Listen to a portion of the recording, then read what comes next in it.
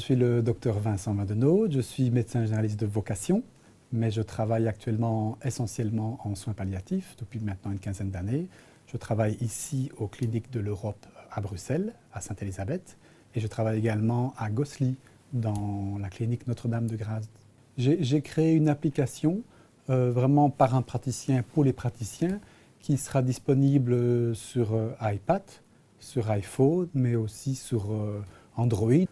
Cette application est vraiment destinée aux praticiens, qu'ils soient oncologues, anesthésistes, médecins généralistes, toute personne qui soigne un patient en fin de vie, un patient cancéreux qui souffre de douleur et qui reçoit un traitement opiacé. L'application s'appelle Orthodose.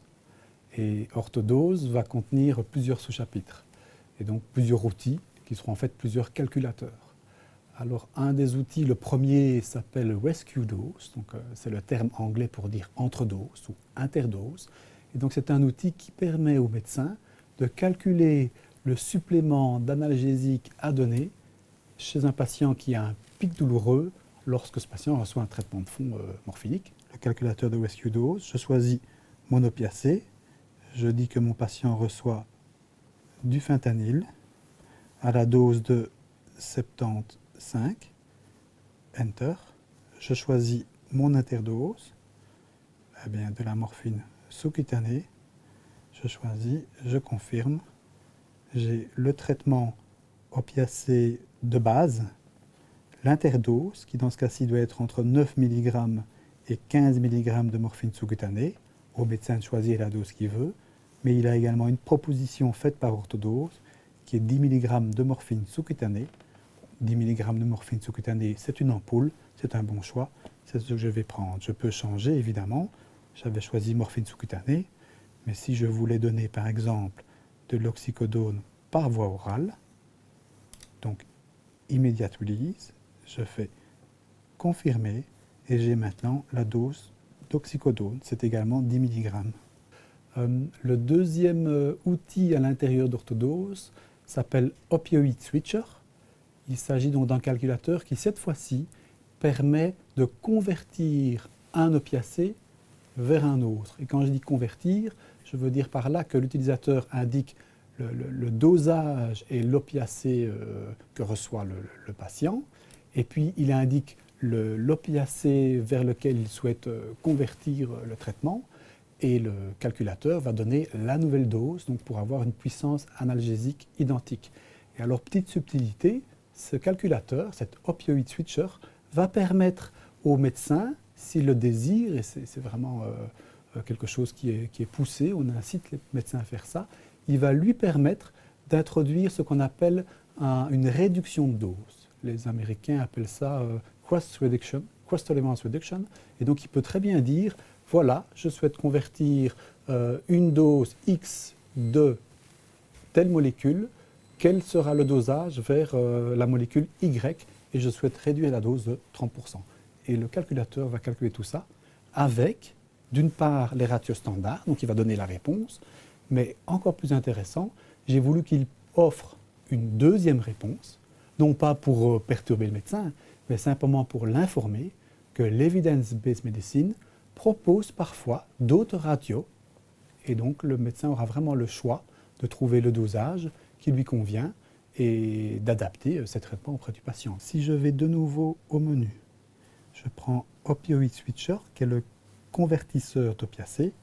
Je choisis un opiacé, j'en choisis un deuxième, et vous voyez que la liste est vraiment longue. J'ai inclus des tas et des tas de morphinique. On va faire quelque chose d'assez classique chez nous, de la morphine orale. Choisir opioïde, oxycodone, on a dit hydromorphone oral, donne. Je choisis 60 mg, je fais Enter, et j'ai 60 mg de morphine orale. C'est équivalent en puissance antalgique à 8 mg d'hydromorphone oral. Et alors, intéressant, j'ai également une deuxième proposition qui cette fois-ci vient de l'Evidence-Based Medicine et qui, elle, considère que 60 mg de morphine orale, c'est équivalent à 12 mg d'hydromorphine orale. Donc deux possibilités, tout simplement parce qu'au niveau mondial, il existe deux ratios, un habituel et un qui provient de l'Evidence-Based Medicine. Je peux également, si je le souhaite, ajouter une réduction de dose. Imaginons qu'ici, je choisis 30% de réduction de dose, ce que les Américains appellent cross reduction, cross tolerance reduction.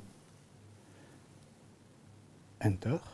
J'ai le même calcul, mais entre parenthèses, avec 30% de réduction, 60 mg de morphine orale, ça équivaut à 5,6 mg d'hydromorphone per os.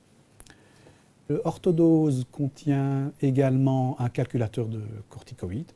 Donc c'est toujours le même principe. On indique une dose et un corticoïde, et puis le calculateur va donner l'autre corticoïde choisi avec évidemment le même effet anti-inflammatoire. Je prends le corticodose qui est très simple puisqu'on a de nouveau from to. Eh bien, je prends un exemple, la dexaméthasone vers la méthylprénisolone. Je choisis 10 mg de dexaméthasone, enter. 10 mg de dexaméthasone équivaut en puissance anti-inflammatoire à 53,33 mg de méthylprénisolone. L'orthodose contient également des informations qui, moi, me semblaient indispensables, comme que faire en cas d'intoxication morphinique, comment prescrit-on des opiacés, quelles sont les informations essentielles à donner au patient lui-même, quels sont les points à suivre. Je clique sur « Essentiel », « The Essentials », qu'est-ce qu'on y trouve? Un disclaimer, que faire en cas d'intoxication au morphinique? Je prends cet exemple-là. Eh bien, c'est bien sûr prescrire de l'analoxone en intraveineux ou, lorsqu'il n'y a pas d'accès veineux, par voie sous-cutanée. Et j'ai ici toutes les explications. L'orthodose est un outil simple, pratique, qui permet le calcul de l'interdose. J'invite donc les médecins à l'utiliser.